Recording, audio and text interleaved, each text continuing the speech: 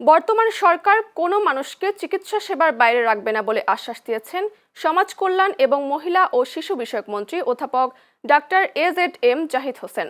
সোমবার সকালে রাজধানীর তেজগাঁওয়ে জাতীয় নাক কান গলা ইনস্টিটিউটে বিশ্ব মাথা ও ঘাড় ক্যান্সার দিবস উপলক্ষে আয়োজিত অনুষ্ঠানে তিনি একথা বলেন। মন্ত্রী বলেন, অন্তর্ভুক্তিমূলক সমাজ গঠনে সরকার বদ্ধপরিকর এবং দেশের মানুষ যেন চিকিৎসার জন্য বিদেশমুখী না হয় সে লক্ষ্যেই কাজ চলছে। মুখ ও বধির ব্যক্তিদের চিকিৎসা বিষয়ে ব্যাপক জনসচেতনতা তৈরির আহ্বান জানিয়ে তিনি বলেন, যথাযথ চিকিৎসা পেলে তাদের সুস্থ হয়ে স্বাভাবিক জীবনে ফিরে আসার পূর্ণ সম্ভাবনা রয়েছে।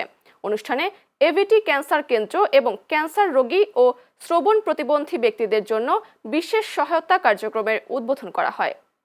প্রতিবন্ধী বলি বা প্রতিবন্ধী অবস্থা, এটা চিকিৎসা করলে ভালো হওয়া যায় এবং এই চিকিৎসাটা বাংলাদেশে সম্ভব এবং এটা খুব সুন্দরভাবে সম্ভব।